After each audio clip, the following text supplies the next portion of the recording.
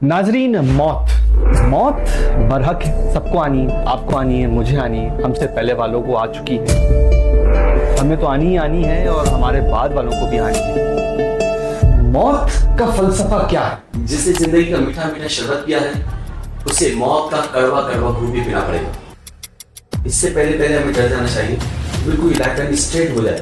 ये चीज जिससे नशे को पता चल रहा है, हमें चल रही, इससे पहले हमें अपनी जिंदगी को स्ट्रेट कर देना चाहिए, इस्लाम की मुस्तकीम आ जाना चाहिए।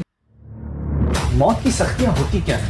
अल्लाह अकबर, अल्लाह अकबर, अल्लाह अकबर। जब मौत आई होती है, हदीस मुबारक में इरशाद होता है कि मोमिन की रूह जो निकलती है ऐसी जिससे बदन में पसीना निकलता है आराम से, और काफिर की रूह ऐसी निकलती है जैसे गधे से उसकी रूह निकल है, जब से खींच कर उसकी निकल। मौत वाक़ई हो, अब उसके सामने उसकी बीवी है या शौहर है, माँ है, बाप है, बहन है, भाई है, उस वक्त उस स्टेज में क्या वो देख सकता है कि क्या हो रहा है? क्योंकि बहुत सारे लोग यूट्यूब पे तो बोल रहे होते हैं कि उसको महसूस हो रहा होता है, उसको देख रहा होता है, वो चीज़ें उसको फील हो रही होती है, तो क्या ऐसा सच में है?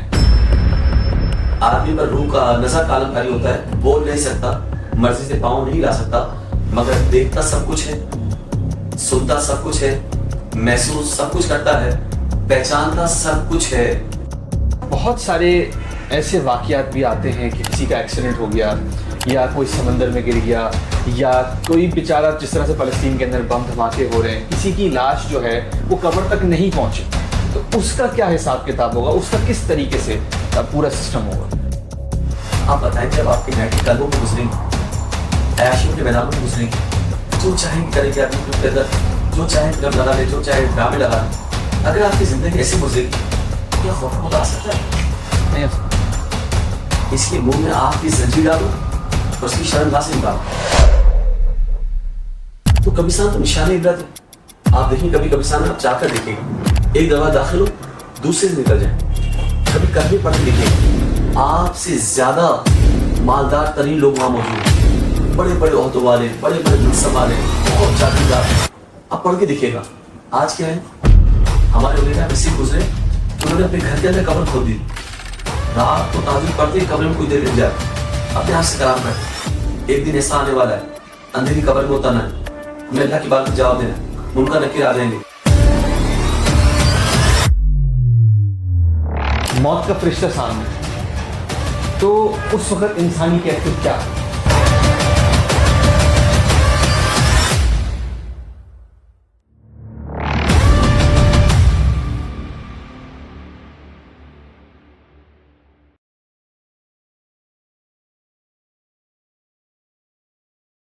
नाजरीन, मौत बरहक है, सबको आनी है, आपको आनी है, मुझे आनी है, हमसे पहले वालों को आ चुकी है, हमें तो आनी ही आनी है और हमारे बाद वालों को भी आनी है। लेकिन बात यह है कि मौत पे बात करना, आजकल बहुत सारे लोग बोलते हैं और बुजुर्ग भी बोलते हैं कि जी मौत के बारे में बात नहीं करें, मरने वरने की क्यों बातें कर रहे हो, अच्छी बातें करो। और इस टाइप के बहुत सारे मिथ्स भी होते हैं और बहुत सारे कंसर्न्स भी होते हैं और बहुत सारी दिलचस्प, बहुत गहराई वाली बातें हम आज करेंगे अल्लामा निसार अली उजागर साहब से, यानी कि शायर अहले सुन्नत साहब से। अच्छा अल्लामा साहब, मौत का फलसफा क्या है? बिस्मिल्लाहिर्रहमानिर्रहीम। देखिए, कुरान पाक में अल्लाह ताला इरशाद फरमाता है, अल्लज़ी खलक़ल मौत वल हयात लियब्लुवकुम अय्युकुम अहसनु अमला। कुरान पाक में अल्लाह ताला इरशाद फरमाता है, अल्लज़ी खलक़ल मौत वल हयात लियब्लुवकुम अय्युकुम अहसनु अमला। हमने मौत और ज़िंदगी को इसलिए तख्लीक किया ताकि तुम्हारी जांच हो, तुम्हें कौन अच्छे अमल करके लाता है। देखिए, जो पैदा हुआ है ना, उसे मरना है। जिसने ज़िंदगी का मीठा मीठा शरबत पिया है उसे मौत का कड़वा कड़वा घूट भी पीना पड़ेगा। जो ज़िंदगी के दरवाजे दाखिल हुआ है ना, उसे मौत के दरवाजे से दाखिल होना होगा। इस ज़िंदगी और मौत है, और ये ना समझे कि जनाब कुछ भी नहीं है। याद रखिएगा कि अल्लाह ताला ने हमें जो ज़िंदगी दी है ना, ये जो ज़िंदगी है ना, इसका फ़लसफ़ा है। ये कुल ज़िंदगी नहीं है कि जनाब आप पैदा हुए तो ज़िंदगी का आगाज़ हुआ और आप मर गए तो ज़िंदगी ख़त्म, ऐसा नहीं है। अच्छा, ये तो सिर्फ एक अरसा है, हयात है। इससे पहले भी हम कहीं थे, इसके बाद भी कहीं होंगे, और हमेशा रहने वाले के लिए, हमेशा रहने के लिए हम आए। जिस तरह अल्लाह ताला की तो ज़ात है, वो हमेशा से हमेशा तक रहेगी। अल्लाह पे तो मौत तारी नहीं हो सकती, वो हई है, वो क़य्यूम है। मगर इंसान पे जो मौत तारी होगी ना, وہ منتقل ہو رہا ہے ایک مکان سے دوسرے مکان کی طرف, ایک گھر سے دوسرے گھر کی طرف, ایک عالم سے دوسرے عالم کی طرف.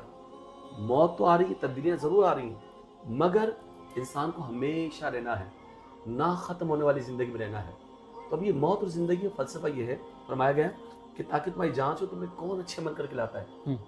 اب دیکھیے گا کہ یہاں پر اکثر عمل مطلوب نہیں ہے, احسن عمل مطلوب ہے. یعنی یہاں پر آپ کو بہت زیادہ, آپ کو کوانٹیٹی نہیں چاہیے, کوالٹی چاہیے. اچھے اعمال کیا ہیں؟ مولا علی فرماتے ہیں کہ جس کو موت یاد رہتی ہے نا, فرمایا وہ نیک کاموں میں جلدی کرتا ہے. تو اس لیے زندگی کا مقصد کیا ہے, حیات کا مقصد کیا ہے, اور موت ایک منزل کا نام ہے.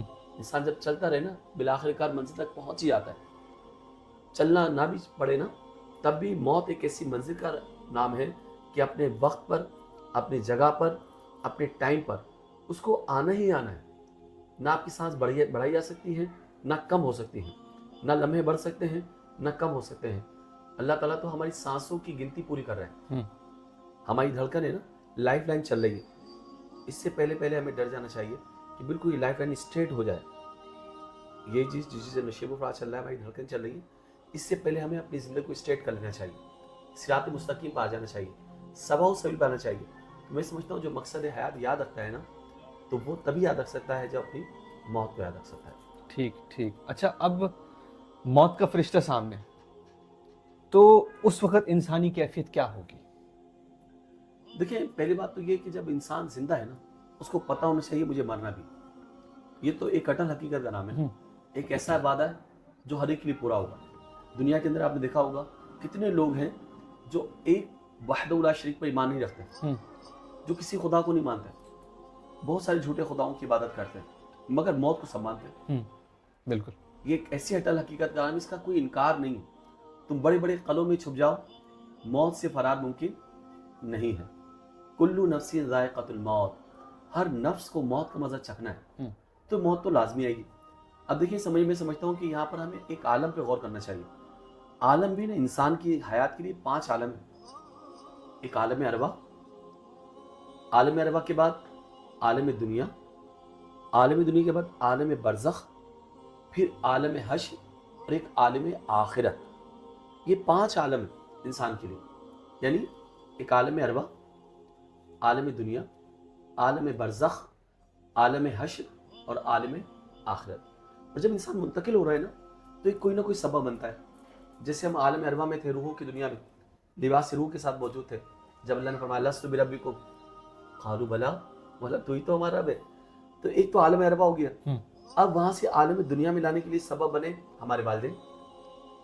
اب عالم دنیا سے اب ہمیں کنورٹ ہونا ہے, منتقل ہونا ہے عالم برزخ کی طرف.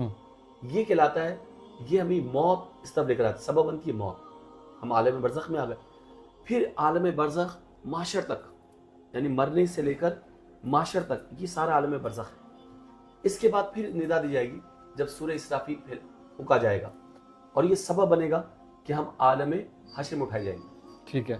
اور پھر اس کے بعد آخری جو عالم ہوگا, وہ جب ہم جائیں گے عالم آخرت, جنت یا دوزخ, وہ سبب ہوگا ہمارا ایمان یا کفر.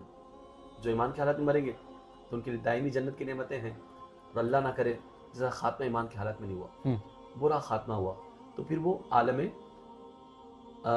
جہنم کی طرف جائے گا. عالم آخرت سے یعنی مراد ہمیشہ کے لیے جہنم میں جائے گا. اللہ تعالیٰ میرے اور آپ کے ایمان کے بعد فرمائے. آپ نے جو سوال کیا کہ فرشتوں کو کیسا محسوس ہوگا جب انسان مرے گا, تو پہلے ہمیں غور کرنا چاہیے کہ ملک الموت کیا ہے اور موت کیا ہے, پتہ تو ہونا چاہیے.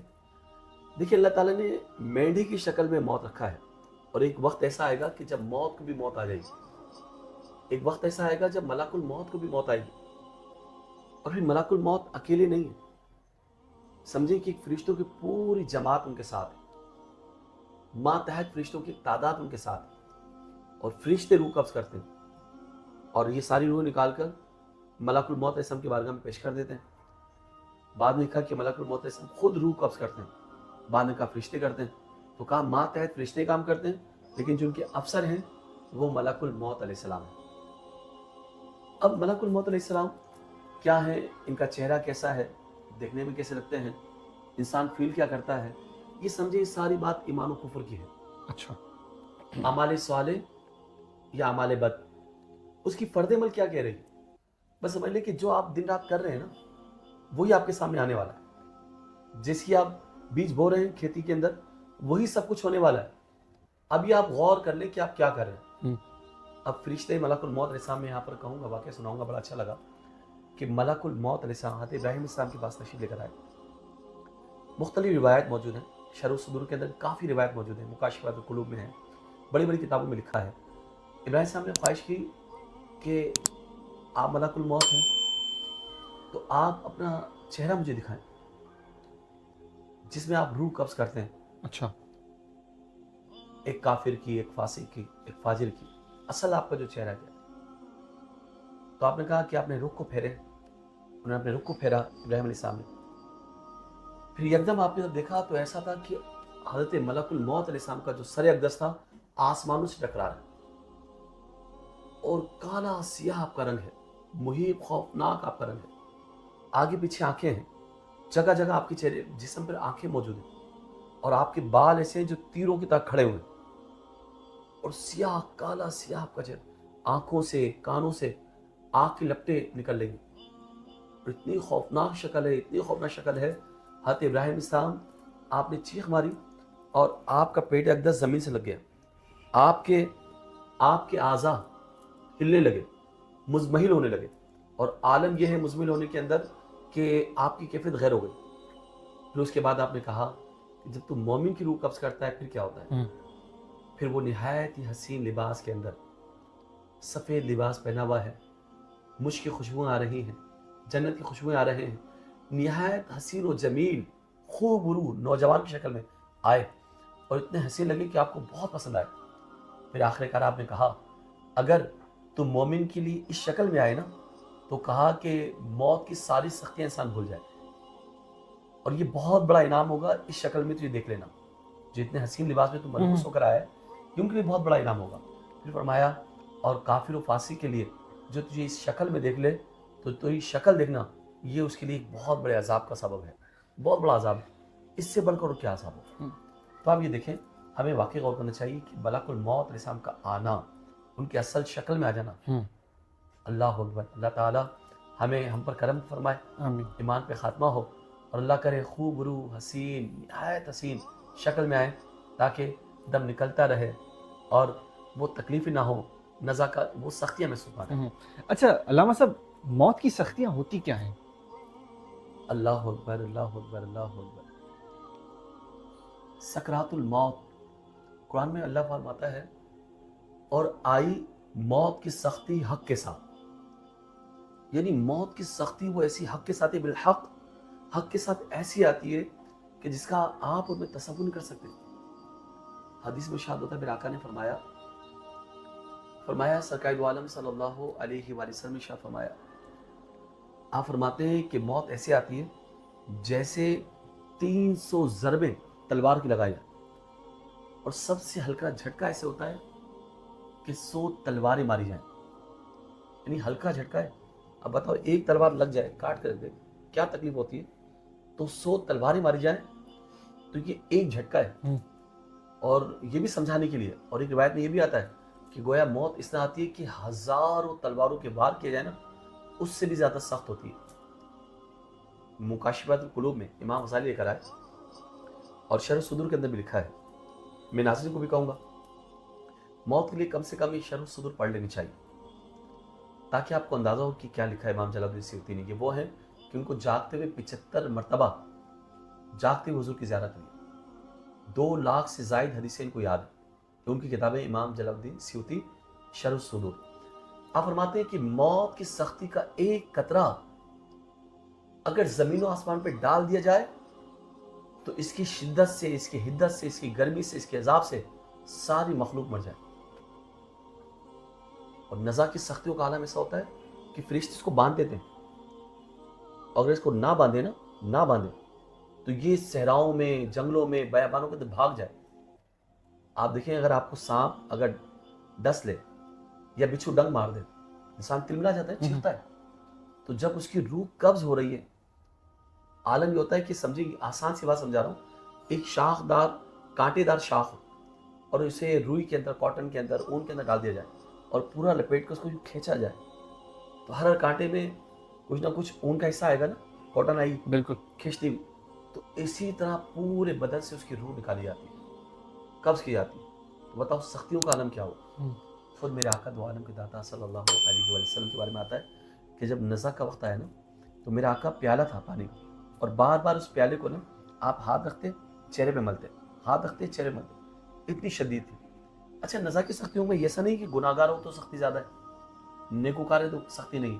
हदीस में शायद होता है बसा औकात जो मोमिन होता है ना, तो नज़ा की सख्तियों के सबब ना उसके गुनाहों का कफ़ारा हो जाता है। अच्छा। और अगर काफिर है तो बादा उसकी आसानी से रूह कब्ज़ हो जाती है बाद दफ़ा। क्यों? कहा ताकि उसने दुनिया में जो नेकियां की है ना, उसका अजर उसको दुनिया में मिल जाए। सही।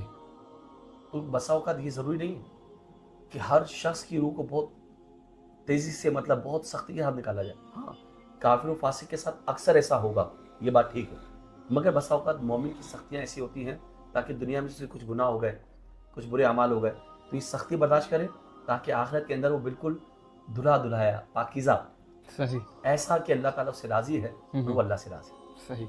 अच्छा अल्लामा साहब, अब मौत वाक़े हो गई है, अब उसके सामने उसकी बीवी है या शौहर है, माँ है, बाप है, बहन है, भाई है, उस वक़्त उस स्टेज में क्या वो देख सकता है कि क्या हो रहा है? क्योंकि बहुत सारे लोग यूट्यूब पे तो बोल रहे होते हैं कि उसको महसूस हो रहा होता है, उसको देख रहा होता है, वो चीज़ें उसको फ़ील हो रही होती हैं। तो क्या ऐसा सच में है? जी हाँ, बिल्कुल ऐसा सच में है। देखिए, इंसान की ज़िंदगी समझे मौत से ख़त्म नहीं होती। मैंने आपको बताया ना, जब मौत तारी होती है ना, हदीस मुबारक में इरशाद होता है कि मोमिन की रूह जब निकलती है ऐसी है जैसे बदन पे पसीना, जैसे पसीना निकलता है आराम से, और काफिर की रूह ऐसी निकलती है जैसे गधे से उसकी रूह निकाली जाए, उसके जबड़े से खींच कर कोई चीज़ निकाली जाए। तो काफिर और फासिक के लिए ऐसी निकलती है।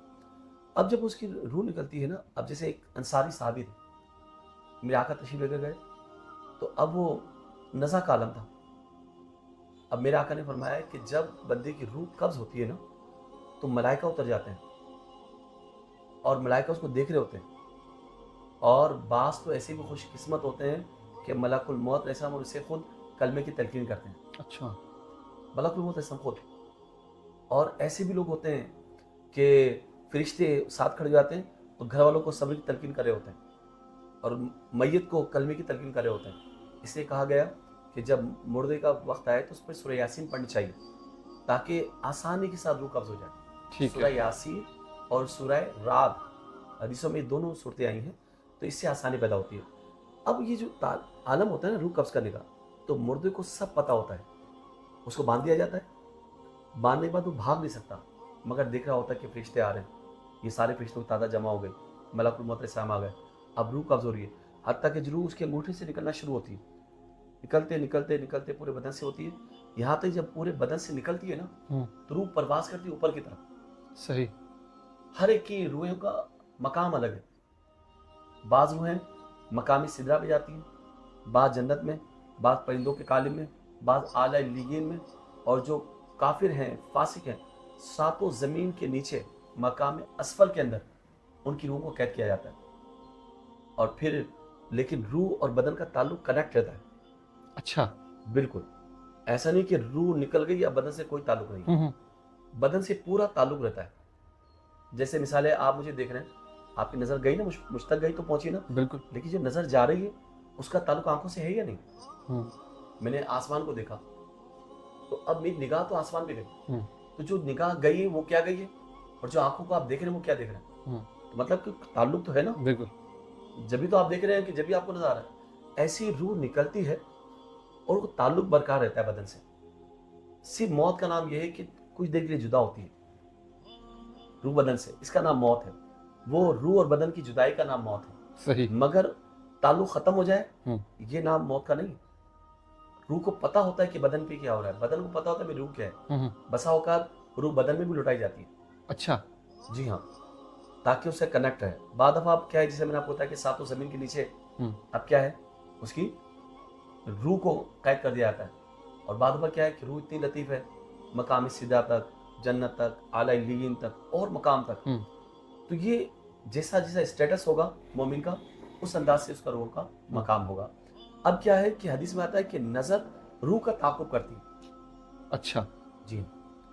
اب جب روح نکل رہی ہے نا, آپ نے دیکھا ہوگا اکثر مردے ہوتے ہیں وہ یہ آنکھ کھل جاتی. وہ صحابی تھے انصاری, ان کی آنکھیں کھلی رہی. میرے آقا نے آنکھوں پہ ہاتھ رکھا, آنکھیں بند کر دی. فرمایا کہ جب روح نکلتی ہے تو نظر روح کا پیچھا کرتی ہے. اچھا. یعنی دیکھتی ہے روح کہ کہاں نکلی, کہاں جا رہی. تو اس اعتبار سے تو اسی طرح جب آدمی پر روح کا نظر کا عالم طاری ہوتا ہے, وہ بول نہیں سکتا, مرضی سے پاؤں نہیں لا سکتا, مگر دیکھتا سب کچھ ہے, سنتا سب کچھ ہے, محسوس سب کچھ کرتا ہے, پہچانتا سب کچھ ہے. اور کیوں نہ ہو یار, آپ تو عجیب بات بتانے لگا آپ کو. انسان کی جو سننے کی طاقت, 5 سینسز جو ہے ہمارے حواس خمسہ, انسان جب ماں کے پیٹ میں بھی ہوتا ہے نا, تو وہ ظاہر سی بات چھو نہیں سکتا, چکھ نہیں سکتا, دیکھ نہیں سکتا, ہے نا. باقی جو 4 حواس ہیں وہ کام نہیں کر سکتا, مگر سننے کی حص باقی ہوتی ہے. بچہ ماں کے پیٹ میں سنتا ہے, اور سائنس نے پروف کر دیا ہے. اور سننے کے لیے نا انسان, جیسے اصحاب کہف غار میں رہے, ترسوس ترکیہ کے اندر, تو وہاں کیا ہے کہ اصحاب کہف کی غار بھی ہے بتایا جاتا ہے. تو وہاں پر کہا جاتا ہے کہ قرآن کہہ رہا ہے کہ ہم نے ان کے کانوں پہ پردے ڈال دیے. اچھا. پردے تو آنکھوں پہ ڈالتے ہیں, کانوں پہ کیوں؟ کان ایسی چیز آپ سو جائیں, دیکھیں آپ آنکھیں بند ہو گئی, چھو بھی نہیں سکتے آپ, کلام بھی نہیں کر سکتے, چک بھی نہیں سکتے, سونگنے کی بھی حص ختم ہو گئی, مگر سننے کی حص باقی رہتی ہے. جو کوئی کہے نا آپ کا نام ہے حسن, آپ کی آنکھ کھل جائے گی. یعنی باقی 4 حواس خاموش ہیں, کان کھلے ہوئے ہیں. جب یہ الارم کیوں لگاتے ہیں؟ اگر یہ بھی بند ہو جائے تو پھر الارم سے بھی آنکھ نہیں کھلنی چاہیے. تو یہ سینس آپ کا قائم رہتا ہے. صحیح. اور تو اس لیے ماں کے پیٹ میں بچے کی یہ حص سننے کی باقی رہتی ہے. ٹھیک ہے. اس طرح بعض اولیاء کرام کے میں نے لکھا کہ وہ ماں کے پیٹ میں تھے غوث پاک, انہوں نے 17 پار حفظ کر لی, کہ والدہ پڑھتی تھی, ان کو بھی حفظ تھے, انہیں سنے, ان کو یاد ہو گئے. تو یہ سننے کی حص باقی رہتی ہے. تو اسی طریقے سے مردہ جو ہے وہ سب کچھ سنتا ہے, دیکھتا ہے, پرکھتا ہے. آگے انشاءاللہ اس پہ کلام کریں. ٹھیک ٹھیک. اچھا علامہ صاحب, اب قبر میں لٹا دیا گیا ہے, تو اس کو آبویسلی کیا فیل ہو رہا ہے کہ اس کا بیٹا یا بیٹی, یا بیٹی کو تو خیر جانا بھی نہیں چاہیے, لیکن اس کا بیٹا یا بھائی یا والد صاحب وہاں موجود ہیں, اس کو کیا فیل ہوتا ہے؟ اور کچھ علماء اور کچھ عالم دین یہ بھی بولتے ہیں کہ وہاں پہ آپ کو ٹھہرنا چاہیے کچھ وقت تک, اور آپ کو کلام پڑھنا چاہیے. تو وہ بھی بتائیے گا کہ کیا پڑھنا چاہیے تاکہ اس کی جو سختیاں ہیں وہ آسانی میں تبدیل ہوں. اچھا, ہم نے جب نزا کی سختی میں بات کر لی نا, اب کیا ہو رہا ہے کہ جب نزا کی سختیاں ایسی ہوتی ہیں, انسان جب قبر سے اٹھے گا نا, اس کی سختیوں کو فیل کرے گا. اچھا. یعنی پورا عالم برزخ, یہ ہزاروں صدیاں, لاکھوں صدیاں, یعنی کب تک رہے گا, واللہ عالم بالصواب. یہ پورے پیٹ کے بعد بھی جب اٹھے گا نا, تو اسی عالم میں اٹھے گا. ابن عباس فرماتے تھے کہ جب تم سونے لگو تو وضو کر لیا. فرمایا کہ انسان جس حالت میں مرتا ہے نا, اس حالت میں اٹھایا جاتا ہے. اگر آپ باوضو مر رہے ہیں نا, تو ایک روایت میں آتا ہے تو شہادت کا مرتبہ ملتا ہے. اچھا. باوضو اگر کسی کو موت آ جائے تو اسے شہادت کا درجہ دیا جاتا ہے. اور پھر جب اٹھے گا نا انسان, تو وضو کی حالت میں اٹھے گا. اور یہ بھی یاد رکھیں, انسان جس حالت میں موت آتی ہے نا, اسی حالت میں اٹھایا جائے گا. اگر انسان نے خودکشی کر لی معاذ اللہ, تو پھر اسی حالت میں اٹھے گا کہ اپنے آپ کو قتل کر رہا ہوگا. معاذ اللہ کوئی برا کام کر رہا ہے, نعوذ باللہ من ذالک, سود کا لین دین کر رہا ہے, شراب پی رہا ہے, باپ باپ کی نافرمانی کر رہا ہے, کوئی برے کام کر رہا ہے, وہی گندے کام کرتے ہوئے اٹھایا جائے گا. اور کیا ہی اچھا ہو, آپ نماز پڑھتے ہوئے موت آ جائے, مسجد نبوی کے اندر سجدہ کرتے ہوئے, اس کو یاد کرتے ہوئے, تو اسی عالم میں اٹھیں گے. تو جیسی موت اور ویسا اٹھایا جائے گا. صحیح. اب یہ ہے کہ جب انسان اب مر گیا ہے نا, وہ سب دکھ رہا ہوتا ہے. جب وہ روح قبض ہو جاتی ہے, بعد لوگ گھر والے رونا شروع کر دیتے ہیں, آپ کو پتہ ہے, تو ملک الموت سے ہم کہتے ہیں, فرشتے کہتے ہیں تم کس بات پہ اتنا رو رہے ہو, ہم تو اللہ کی اجازت کے بغیر کچھ نہیں کرتے. مچھر کی روح بھی جب قبض کرتے ہیں, جب اس کا حکم ہوتا ہے. فرمایا کہ نہ میں نے اس کا رزق کھایا, نہ اس کی عمر گھٹائی, اور نہ اس کا وقت مقرر کو کم کیا. یہ تو اللہ کے فیصلے ہیں, تقدیر میں لکھا جا چکا ہے, کتنا رزق ہوگا, کہاں مرے گا, کہاں موت آئے گی, وقت کیا ہوگا, سب کچھ لکھا جا چکا ہے. تو اس میں فرشتوں کا کوئی قصور نہیں. ٹھیک. اب جب قبر میں رکھ دیا گیا تو یاد رکھیں, وہ میں نے آپ کو کہا کہ جب بلکہ وہ تختہ غسل پہ ہوتا ہے نا, جب بھی پہچانتا ہے مجھے غسل کون دے رہا ہے. اچھا, اس کو پہچان رہا ہوتا ہے کہ مجھے غسل کون دے رہا ہے. ٹھیک. میرا سگا بیٹا ہے یا کوئی غسال ہے, کون ہے, سب پہچانتا ہے. یہاں تک کہ جب مردے کا ہاتھ اٹھایا جاتا ہے نا, یوں چھوڑ دیا جائے, مردہ چیخ کر کہتا ہے کہ میرا ہاتھ آہستہ رکھو, ابھی تک مجھے نزا کی سختیاں محسوس ہو رہی ہیں، ابھی تک موت کی سختیاں محسوس ہو رہی ہیں۔ بعضوں نے پاؤں اٹھاتے ہی پٹک دیا، یوں اٹھایا پھینک دیا، بعضوں سے پانی سے یوں کر دیتا۔ تو تھوڑی احتیاط کرنی چاہیے کہ مردے کو بھی تکلیف ہوتی ہے۔ پانی کا بھی موسم کے اعتبار سے رکھنا چاہیے، نہ بہت ٹھنڈا ہو نہ بہت گرم ہو۔ موسم اگر بہت سرد ہے تو پانی ایسا ہو کہ جس سے عام نہاتے ہیں، تو اسی طرح غسل کے پانی کو رکھنا چاہیے کہ ٹھیک، جس طرح عام بندے غسل کرتے ہیں ایسے مردے کو غسل دینے میں احتیاط کرنی چاہیے۔ اب رہی بات جب قبر میں رکھ دیا جائے، وہ دیکھتا ہے مجھے کون اتارا ہے قبر کے اندر۔ اچھا بات ہو کہ اس کے بند ہوتے ہیں، باندھے جائیں گے تو کیا ہوگا، پاؤں کے بند کھول لیں۔ بہتر یہی ہوتا ہے کہ جب مردے کو قبر میں اتارا جائے تو اس کے ناک کے اندر اگر روئی ہے کان میں تو نکال دی جائے، اس کے بندے تو ڈھیلے کر دیے جائیں، پاؤں کے وہ بھی ڈھیلے کر دیے قبر میں۔ اس کی وجہ بیان کی کیونکہ قبر میں جو ہے نا وہ مردہ اٹھ کر بیٹھتا ہے تو سوال جواب شروع ہوتے ہیں، صحیح ہے۔ اچھا، تو اس لیے آسانی اٹھ کے ہو۔ بیٹھتا ہے، ہاں، قبر کے اندر بٹھایا جاتا ہے اس کو، ٹھیک ہے، یہ روایتوں میں آتا ہے۔ اب اس کو بٹھایا بھی آتا ہے، سوال جواب ہوتے ہیں۔ اب یہ لیکن مردہ اس کا محتاج نہیں کہ بندہ ہوا ہے تو اس کو بیٹھنے میں اٹھنے میں تکلیف ہو رہی ہے۔ یہ سارا عالم برزخ ہے، اللہ کے لیے سارے کام آسان ہیں، بے شک، لیکن افضل یہ ہوتا ہے جس علماء نے لکھا کہ جب جائیں تو اس کے جتنے بند ہیں اس کو ڈھیلا کر دیں تاکہ آسانی رہے۔ اسی طرح بلکہ ایک حدیث میں یہاں تک ہوتا ہے کہ جب اس کو دفنا کر نکلتے ہیں نا تو ان کے قدموں کی آہٹ کو سنتا ہے۔ دیکھیں اس کے کان کتنے وہ کہ لوگ پلٹ رہے ہیں، اس کے قدموں کی آہٹ کو سن رہا ہے۔ اب میں آپ سے پوچھنے لگا ہوں، جب قدموں کی آہٹ کو سن رہا ہے اس کو پتہ نہیں ہوگا مجھے سلام کون پیش کر رہا ہے، قرآن کون پڑھ رہا ہے، یا قبر پہ اذان کون دے رہا ہے، یا پھر میرے لیے دعائیں کون کر رہا ہے۔ میرا سگا بیٹا سرہانے پہ ہے، دوسرا بیٹا میرے پاؤں کے پاس ہے، یہ سورہ بقرہ کا پہلا رکوع پڑھ رہا ہے، وہ سورہ بقرہ کا آخری رکوع پڑھ رہا ہے، وہ اتنی دیر بیٹھا ہوا ہے کہ یار میرے باپ کو انسیت رہے۔ اور یاد رکھیں کہ مردے کو سب خبر ہوتی ہے، جس سے وہ پیار کرتا ہے وہ چاہتا ہے کہ یہ قبر پہ زیادہ بیٹھا رہے، انسیت ہوتی ہے، یہ میرا بیٹا ہے، مجھے محبت ہے اسے، اس کی خواہش ہوتی ہے میرا بیٹا بیٹھا رہے، مجھے اصالِ ثواب کرتا رہے اور میرے لیے کوئی صدقہ جاریہ بن جائے، اس کو طلب ہوتی ہے۔ ایک روایت میں آتا ہے کہ ہر جمعرات کو روحیں گھروں کو پلٹتی ہیں اور کہتے ہیں میں اصال کروں۔ اچھا، اصال کرتے ہیں تو ان کو دعائیں دیتی چلی جاتی ہیں۔ بعض روایت میں دعائیں اگر وہ اصال نہیں ہوتا تو روحیں وہاں سے مایوس ہو کے پلٹتی ہوئی چلی جاتی۔ تو اس لیے سب کچھ پہچانتے ہیں، رشتہ ٹوٹتا نہیں ہے، تعلق برقرار رہتا ہے، اور یہ سب پتہ چلتا ہے کہ کون حاضر ہو رہے ہیں کون غیر حاضر ہو رہے ہیں۔ صحیح، بلکہ مومن کے بارے میں یہاں تک حدیث میں ارشاد ہوتا ہے کہ جب انسان کو قبر میں لٹا دیا جائے نا، جب دفنا کر چلے جاتے ہیں تو ایک نہایت ہی حسین و جمیل نوجوان کی شکل میں اس کے اعمال آتے ہیں، اتنا حسین ہوتا ہے کہ مردے کو انسیت ہوتی ہے۔ کہا تم کون ہو؟ کہا میں تیرے نیک اعمال ہوں، تو نے مجھے اختیار کیا، اچھے اعمال اختیار کیے، آج میں تیری انسیت کے آیا ہوں اور قیامت تلک تیرے ساتھ رہوں گا، اچھا، تاکہ تجھے مجھ سے انسیت رہے کہ تو نے اچھے اعمال کیے۔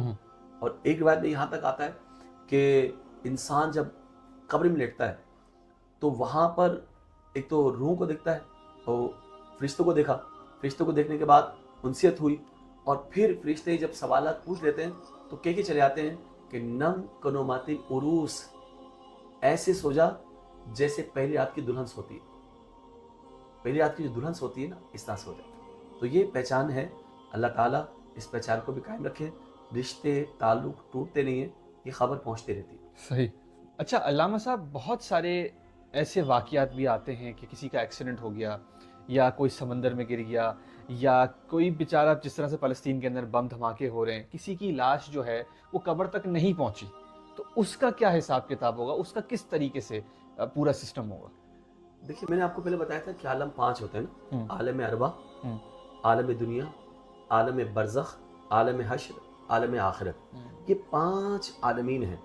تو یہ سمجھیں کہ مرنے کے بعد سے لے کر قیامت تلک یہ پورا پیریڈ جو ہے نا یہ عالم برزخ ہے۔ ٹھیک ہے، برزخ کی لغوی معنی ہے، قرآن میں لفظ استعمال ہوا یہ برزخ، اس کا مطلب آڑ، یعنی ہمارے اور ان کے درمیان ایک پردہ آ جاتا ہے، ایک آڑ آ جاتی ہے، ہمیں پتہ نہیں چلتا۔ تو یہ عموماً ہم کہتے ہیں عذاب قبر، کیوں کہتے ہیں کہ عموماً دفنایا جاتا ہے مسلمانوں کے اندر، اس لیے ہم کہتے ہیں عذاب قبر۔ ورنہ آپ دیکھیں ہندوؤں کے اندر ان کو جلا دیا جاتا ہے، ان کی راکھ بہا دی جاتی ہے، جلا دیا گیا، راکھ بھی بہا دی گئی، کیا بچا؟ تو یہ اصل میں عالم برزخ ہے، موت کے بعد سے لے کر میدان محشر تک یہ پورا پیریڈ عالم برزخ ہے۔ اور ایسا نہیں کہ عذاب قبر اسی کو ہوگا جو قبر کے اندر ہوگا، ایسا نہیں۔ تو یہ عالم برزخ ہے، عذاب برزخ ہوگا۔ اب خواہ کسی شے نے کسی کو کھا لیا، چبا لیا، بوٹی بوٹی کر دی، ہڈی توڑ دی، وہ تو پیٹ میں، تو سمجھے شیر کا جو پیٹ ہے نا وہ اس کے لیے عذاب برزخ ہے. یعنی سمجھو عذاب قبر جو ہوگا وہ شیر کا پیٹ, کسی مچھلی نے کھا لیا یا سمندر اس کی راکھ بہا دی, تو اللہ کے لیے کیا مشکل ہے؟ جو راکھ بہا دی اس کو اللہ پھر جمع کر دے. صحیح بات. جو میدان محشر میں اٹھائے گا اللہ تعالیٰ, تمہیں ہمیں مٹی سے بنایا, اسی میں لٹائیں گے اور پھر اسی سے تمہیں اٹھایا جائے گا, تو اس کے لیے کیا مشکل ہے؟ تو بہرحال عالم برزخ اسے کہا جاتا ہے کہ اب جب ایکسیڈنٹ ہو, چاہے بم دھماکے ہو, چاہے وہ مٹی کے اندر مل گئے یا شیر نے کھا لیا یا ہوا میں اڑا دیا گیا یا پانی میں بہا دیا گیا, جو کچھ بھی ہو, تو یہ سمجھے برزخ ہے اور اس کی مختلف صورتیں ہیں. ٹھیک ہے. اور اللہ کے لیے کچھ مشکل نہیں ہے ان کو جمع کر دے. صحیح. جب وہ قیامت میں اٹھا سکتا ہے تو ابھی تو مرا ہی ہے, تو کہیں بھی اس کے لیے سوالات جوابات ایسے ہی ہوں گے, ہر چیز کے اندر اسے ہوں گے جو سوالات ہیں. ٹھیک ہے.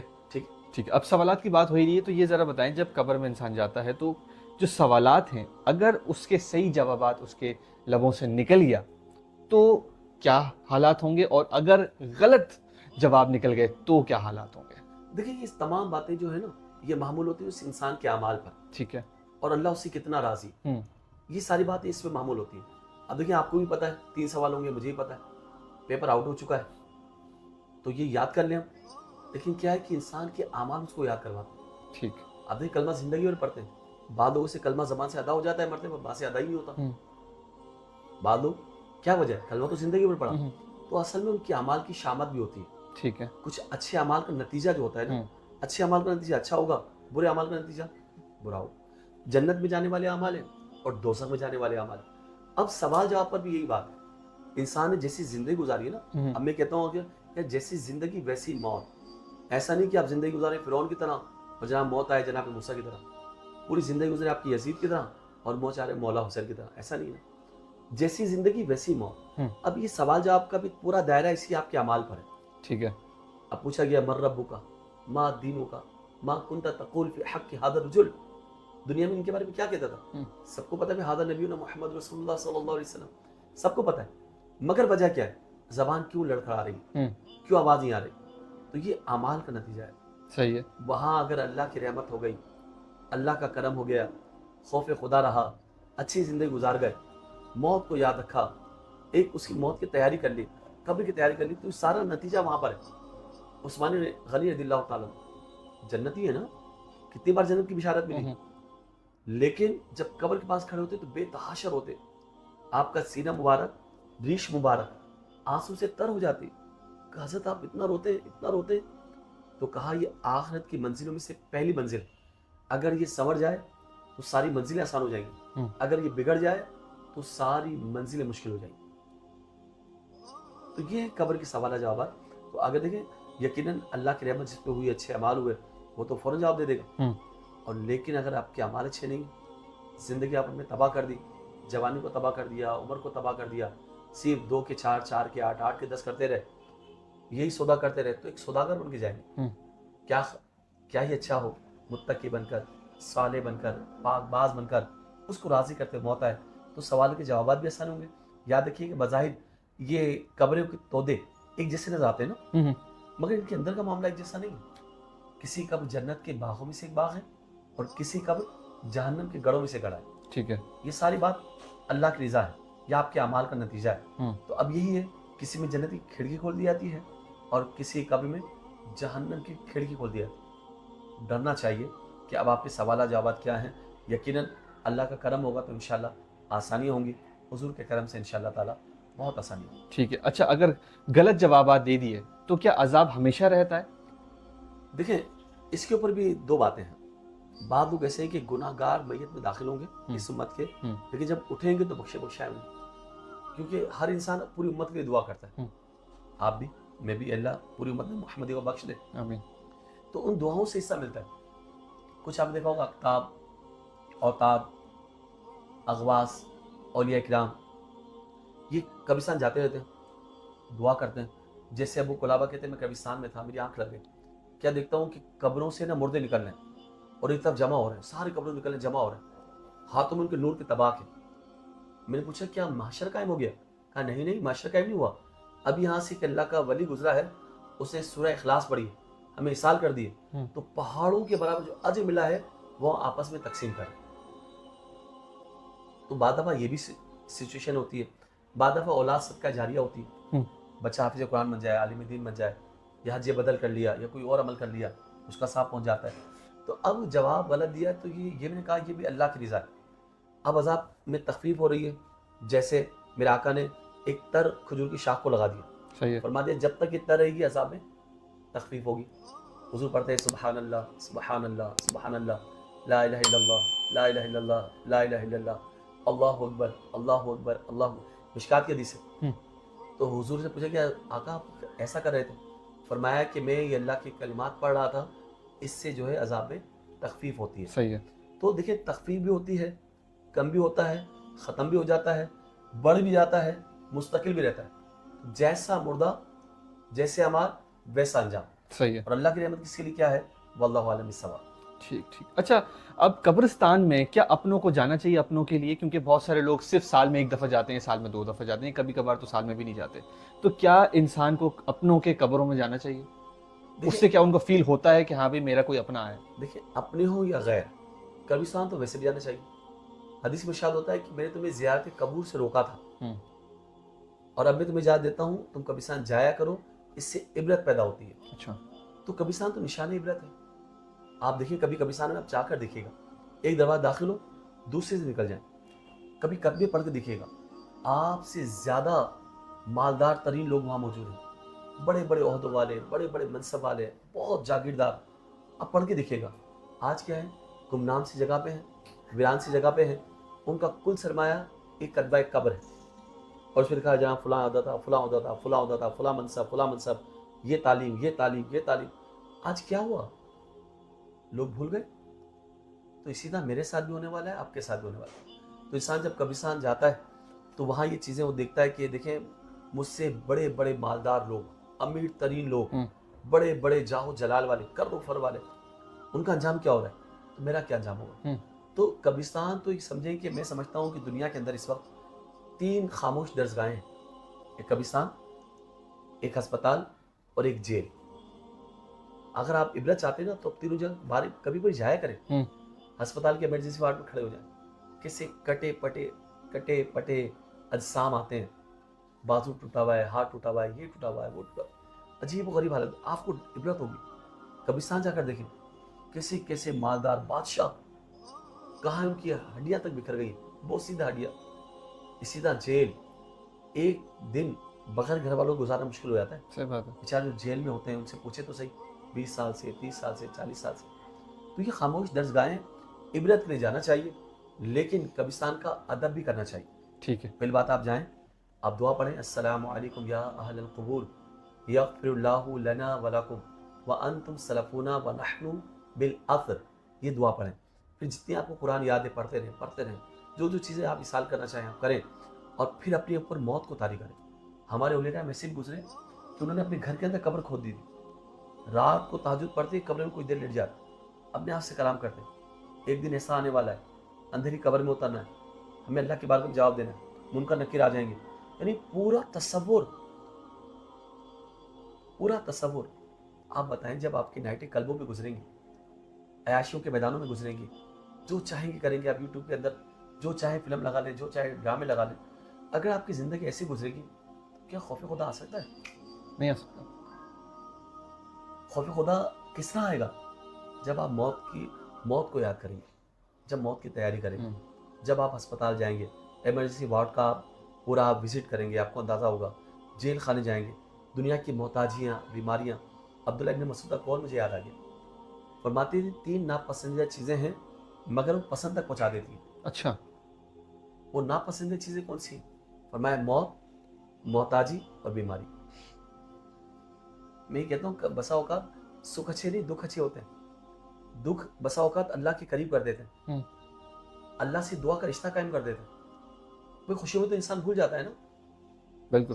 لیکن جب دکھ آتا ہے اس کی یاد, اس کی تڑپ بڑھ جاتی ہے. اور دعا کا ایسا رشتہ قائم ہوتا ہے, وہ اٹوٹ رشتہ کہ جو ہماری سرشت کے اندر, فطرت کے اندر جو اللہ کی محبت ہے نا, جو نیچرل, وہ محبت یاد آتی ہے. تو جے میرا سونا میرے دکھ وچ راضی, سکھنو چلے پاوا ہو. تو میرا اگر سونا میرے دکھ میں راضی ہے نا, میں خوشیوں کو آگ لگاتا ہوں. کیا بات ہے. اچھا علامہ صاحب, رسول اللہ صلی اللہ علیہ وسلم نے فرمایا ہے کہ قبر کی عذاب سے پناہ مانگو, تو کس طرح سے پناہ مانگی جائے؟ دیکھیں جس طرح ہم پڑھتے ہیں ایک دعا مشہور دعا ہے کہ ربنا آتنا فی الدنیا حسنۃ وفی الآخرۃ حسنۃ وقنا عذاب النار. اے اللہ دنیا کی بھلائیاں عطا فرما، آخرت کی ساری بھلائیاں عطا فرما، اور ہمیں عذاب نار سے بچا. ٹھیک. اب نار کیا مطلب جہنم، اور میں نے کہا کہ قبر کیا ہے؟ آخرت کی منزلوں میں سے پہلی منزل ہے، اور یہاں بھی جہنم کی کھڑکی کھول دی جاتی ہے. تو آپ جب عذاب نار سے پناہ مانگتے ہیں تو یہاں پر تو ایک تو یہ سے چھٹکارا مل جائے گا، پھر واضح انداز میں ہے کہ عذاب قبر سے آپ پناہ مانگیں. صحیح. تو وہی دعا ہے کہ جو آپ مانگیں کہ اللہ ہمیں عذاب قبر سے محفوظ رکھ. ٹھیک. اے اللہ ہمیں عذاب قبر سے محفوظ رکھ. ایک تو دعا کرنی ہے، پھر دعا کے ساتھ ساتھ آپ نے وہ اعمال بھی تو اختیار کرنے ہیں جو ڈیلی کی لائف کی ایکٹیویٹیز ہیں آپ کی، جو آپ کے فرائض ہیں، آپ کی ذمہ داریاں ہیں، آپ کے حقوق ہیں. مطلب یہ نہ ہو کہ آپ صرف اور صرف دعا مانگ جا رہے ہیں، آپ کے اعمال سارے اس کے برعکس ہوں. بھئی دعا تو ضروری ہے، دعا مغز ہے، عبادت کا مغز ہے، مومن کا ہتھیار ہے، اس کے بعد گزارا ہی نہیں. مگر آپ اس کے ساتھ ساتھ اچھے اعمال کی بھی تو توفیق مانگے نا. آپ سجدے کر کے، نمازیں پڑھ کے، زکوٰۃ ادا کر کے، روزے رکھ کر اب پھر بھیک مانگیں. یہ نہیں جناب آپ کے سارے اعمال بالکل برعکس ہوں اور آپ ایک کام میں لگے رہیں. ٹھیک ہے وہ ہر چیز پر قادر ہے، وہ دینے والا ہے، لیکن انسان اگر صرف یہ سمجھے کہ بھائی حضور شفاعت فرما دیں گے، اس امید پر گناہ کرتا رہے، کیا اجازت ملے گی؟ آپ یہ امید کریں گے جب اللہ بڑا رحمان ہے، بڑا رحیم ہے، وہ ستار ہے، غفار ہے، وہ بخش دے گا، اس امید پہ آپ گناہ کرتے رہے، کیا وہ بخش دے گا؟ تو اس کا مطلب تو یہ ہم اپنے آپ کو دھوکہ دے رہے ہیں. صحیح. یہ امام غزالی لے کر آئے اپنی کتاب میں منہاج العابدین کے اندر کہ جو رحمت کی امید پر گناہ کرتا رہے تو وہ اپنے آپ کو دھوکہ دے رہا ہے. بے شک وہ رحمان ہے، وہ رحیم ہے، وہ کریم ہے، وہ ستار ہے، غفار، سب کچھ ہے. انشاءاللہ اس کی رحمت کے بغیر کوئی بھی جنت میں داخل نہیں ہو سکے گا، کوئی بھی نہیں. تو اس کی رحمت، لیکن اس کا مطلب ہے کہ آپ موت سے ڈریں، موت کی تیاری کریں، مرنے کے بعد کیا ہوگا اس کو سوچتے رہیں نا، اور قبر کی تیاری کرتے رہیں، اور تیاری کے ساتھ ساتھ آپ پناہ بھی مانگتے رہیں عذاب قبر سے. ٹھیک. اللہ ہمیں عذاب قبر سے محفوظ رکھنا، اللہ ہمیں عذاب قبر سے محفوظ رکھنا. جو مسنون دعائیں ہیں ان کو یاد کر لیں عربی کے اندر، صحیح، اور اس کا ترجمہ یاد کر لیں اور مانگتے رہیں. ٹھیک ہے. اصل چیز جتنا خوف ہوگا نا اتنا آپ اللہ کے قریب ہوں گے. صحیح. اور دنیا کا ایک اصول ہے جس سے خوف ہوتا ہے انسان بھاگتا ہے، مگر واحد اللہ کا خوف ہے، جتنا خوف ہوتا ہے اتنا اللہ کے قریب آتا ہے. تو خوف خدا بندی جو ہے آپ کو اس طرف لے کر آتا ہے تاکہ آپ دعا مانگتے رہیں اور ایسے اعمال کریں جس سے آپ قبر کے عذاب سے محفوظ رہیں. صحیح. اچھا علامہ صاحب، ایک بہت بڑی متھ ہے عوام کے اندر کہ ایک قبر سے 70 مردے نکالے جائیں گے. ایک تو یہ متھ ہے. جی جی. دوسری یہ بھی بات ہے کہ اگر بیٹا باپ مر گیا ہے پہلے تو بیٹا بولتا ہے کہ مجھے اپنے باپ کی قبر میں دفن کی جائے. تو اس میں کیا سچائی ہے؟ کیا ایسے سچ میں 70 مردے نکلیں گے ایک قبر سے؟ یہ کیا ہونا چاہیے؟ دیکھیں قبرستان جو ہے نا، یہ سمجھے اس وقت شاعر اسلام ہے. اچھا. یہ مومنین کی قبریں یہ حرمت والی قبریں ہیں. جس طرح مومن کی عزت لازمی ہے نا، اس کی عزت، اس کی جان، اس کا مال، اس کی آبرو، اس کی حفاظت کرنا ایک مومن کی ذمہ داری ہے. صحیح. اسی طرح اس کی قبر کی حفاظت کرنا بھی ایک مومن کی ذمہ داری ہونی چاہیے. بعد میں آپ نے دیکھا ہوگا کہ لوگ قبروں میں پاؤں رکھتے ہوئے چلے جاتے ہیں، اس قبر پہ پاؤں رکھا، اس پہ رکھا. یہ منع ہے، حرام لکھا علماء نے. قبر کو آگ سے دور کریں. لوگ اگربتی آتے ہیں قبر پہ لگا دیتے ہیں، موم بتی آتے ہیں قبر پہ رکھ دیتے ہیں. قبر سے تو آگ کو دور کرنے کا حکم ہے، تو اس طرح نہیں کر سکتے. ہاں روشنی کرنی ہے تو قبر سے قریب، قبر پر نہیں، اس سے قریب کوئی سی جگہ ہو کہ جہاں روشنی چاہیے. بعد گاؤں ہوتے ہیں، دیہات ہوتے ہیں، وہ لائٹس نہیں ہوتی، تو آپ ضرورت کے تحت آگ جلا سکتے ہیں، لیکن قبر سے تھوڑا دور. روشنی کیوں چاہیے؟ بعد دفعہ اندھیرے میں رات میں لوگ جاتے ہیں. اچھا ٹھیک. اس لیے کبھی ضرورت ہو، جیسے شب برات میں ہمارے جانے کا معمول ہے. اسی طریقے سے یہ آپ نے کرنا ہے. دوسری بات، قبروں کا تحفظ ہونا چاہیے، خاص طور بارش جب زیادہ برسے نا، آپ دیکھو بعض قبریں منہدم ہو جاتی ہیں، دھس جاتی ہیں، بعد وہ باقیات نظر آتی ہیں، کفن نظر آ رہا ہوتا ہے، تو لوگ جاتے ہی نہیں. تو میں کہتا ہوں ایسے قبرستان ہو جہاں بارشیں بہت زیادہ برس جائیں تو انسان کو چاہیے قبرستان میں جا کر دیکھیں کہ ان کے پیاروں کی قبریں کھل تو نہیں گئی. اچھا قبر کشائی کرنا، یاد رکھیے گا آپ نے کہا ایک ہی جگہ دوسرا مردہ ڈال دیں، تیسرا آ جائے. ہمارے یہاں بھی کراچی میں بہت ساری جگہ پر ایسا ہے، وہ کہتے ہیں جناب بھائی قبرستان میں جگہ فل ہو گئی، اب کیا کریں؟ فل ہے، اب کیا کریں؟ کہتے ہیں کہ وہ اچھا دادی کی قبر ہے اس میں دفن کر دو، ان کی وصیت ہے بابی قبر میں دفن کرنا. یہ قبر کشائی کرنا، قبر کو کھولنا، یہ حرام ہے. حرام ہے. حرام. تختے ہٹانا، قبر کو دیکھنا. دیکھیں یہ عالم برزخ ہے، یہ اللہ نے پردہ رکھا ہے، یہ ایک آڑ ہے. ایک مومن کے اللہ نہ کرے کہیں ایک کھول جائے، اللہ نہ کرے قبر والوں پہ کیا ہو رہا ہے، کہیں عذاب ہو رہا ہے، کہیں کیا کچھ ہو رہا ہے. बादा रहमत भी होती है। ये हमारे यहाँ कराची के अंदर एक कब्रिस्तान है लियाकताबाद, वहाँ की गौरकर का कहना है कि हमारे यहाँ तरीका होता है कि जो पुरानी सी बोसीदा कब्र होती है ना, हम देखते हैं कि वो हो गया, हल्की सी मिट्टी हटा देते हैं, फिर हटा देते हैं, फिर कोई हल्का तख्ता हटा दिया, कुछ कर दिया, फिर जब देखा काफ़ी अर्सा हो गया, फिर हम उसको बाकियात को साफ़ करके या किसी और का बंदा बन करके हम उसको साफ़ कर देते हैं। तो कहा एक बार मैं रात में पहुँचा तो मैंने जैसे तख्ता हटाया ना, तो देखा उसके अंदर खातून बैठी हुई है और कुरान की तिलावत कर रही है। तो जैसे मुझे देखा उनकी आंखों से किरणें निकली और मेरी आंखों में आई, मैं चीख मार के बेहोश हो गया, कई दिन तक बेहोश रहे। अब उनका आलम ये, उस कब्र को दुरुस्त भी कर दिया है, कब्र के पास पौधे भी लगा दिए, उन पौधों को बाकायदा पानी भी देते हैं। तो पता चला कि कब्र का मामला क्या है, ये अल्लाह के राज़ों में से राज है, ये बरज़ख है। तो कब्र कुशाई ना करें, ऐसी हराम वसीयत पर अमल नहीं किया जाए। वसीयत ही हराम हो गई है। वसीयत ही हराम हो गई ना, ठीक। मेरी कब्र में उनको रख देना, उनकी कब्र में रख देना, तो ना ये वसीयत करनी चाहिए, समझना चाहिए वसीयत क्या कर सकते हैं क्या नहीं कर सकते, वसीयत के बारे में भी इल्म होना चाहिए। और हर मोमिन को चाहिए कि सोने से पहले अपनी वसीयत को लिख दे, हदीस में आता है, तो ये भी करना चाहिए। हर दफा सोने से पहले वसीयत लिखिए, यानी सोने से पहले अपनी वसीयत को लिख दे। इसे मुराद ये रिवायत में आता है, मुराद ये कि आपको पता हो कि आपको किसका लेना है, किसका देना है, क्या कुछ अदा करना है, आपकी वसीयत तैयार होनी चाहिए। अचानक मौत आ गई तो क्या करेंगे? मौत का कोई वक्त मुकर्रर है? पता है हमें जो सांस ली है वापस आएगी नहीं आएगी, हो सकता है ये सांस रास्ता भूल जाए पलटने का, क्या करेंगे? तो इसलिए आपको वसीयत कर देनी चाहिए। और रही बात आम लोगों की बात है कि जनाब अब तो कोई बात नहीं यार, दूसरा दफन कर दो, तीसरा दफन कर दो, क़यामत में एक एक कब्र से 70 मुर्दे निकलेंगे, तो ये बिल्कुल अवामी बात है। मैंने बेशुमार हदीसों की किताबें पढ़ी हैं, बेशुमार, लेकिन आज तक मैंने कोई ऐसी हदीस नहीं पढ़ी। तो ये बिल्कुल ये अवाम की बात है मेरे नज़दीक, और कोई ऐसी हकीकत नहीं है। जब कब्र खोलना ही हराम हो जाएगा, कब्र कुशाई हराम है, उसको देखना, उसके राज में पढ़ना, बाद लोगों ने आप देखा होगा कुछ यूट्यूबर होते हैं कब्र के पास लगाते हैं, हमने हालात लगा दिए, कैमरे लगा दिए, देखो हो रहा है, अजाब हो रहा है। ये अल्लाह के काम है भाई, तुम्हें क्या खबर क्या हो रहा है। अब इसकी आम मिसाल दे दूँ आपको, भाई आप मेरे बराबर में सो गए, आप सो रहे हैं, आप ख्वाब देख रहे हैं, आप ख्वाब में देख रहे हैं कि आप अमेरिका पहुंच गए और यहाँ पर ये काम कर रहे हैं, आप ये काम कर रहे हैं, या किसी मैदान जिहाद पहुंच गए, आप लड़ रहे हैं, आपके ऊपर जख्म पे जख्म लग रहे हैं, 100 बार आप पे हो गए और आप चीख रहे चिल्ला रहे हैं मैदान जिहाद के अंदर, और मैं बराबर में बैठा हूँ, आप ख्वाब देख रहे हैं, क्या मुझे पता होगा? नहीं। आप जाग रहे मेरे बराबर में, मुझे पता नहीं चल रहा, आपकी रूह कहाँ परवास कर गई, कहाँ ख्वाब देख रहे हैं, किन वादियों में खो रहे हैं, मुझे नहीं पता। तो ये अजाब बरज़ख, ये अल्लाह के राज है, ये अल्लाह और बंदों के दरमियान मामला है। बराबर में बैठ जाए तो उसको अंदाज़ा नहीं होगा कि क्या इस पर अजाब हो रहा है, क्या रहमत हो रही है। ये तो कभी कभार पर्दे उठा दिए जाते हैं ताकि लोग नेक आमाल से रग़बत करें। जैसे मैंने वाक़या सुनाया, कुरान की तिलावत कर रही थी, ऐसे औलिया किराम कर रहे हैं। ऐसे एक वाक़या लिखा है कि इब्राहिम तीमी कहते हैं मैं कब्रिस्तान में मौजूद था, मैंने क्या देखा कि एक मुर्दा निकला तो आवाज़ आई पीछे से, इसके मुंह में आग की जंजीर डालो और इसकी शर्मगाह से निकालो। वो कहते हैं अल्लाह मैं तेरे हुर्मत वाले घर का हज नहीं किया, क्या मैं तुझे नमाज नहीं पढ़ता था, तेरे लिए सजदे नहीं करता था, मैं तेरे लिए रोज़े नहीं करता, एक ही नेकी गिनवाता है।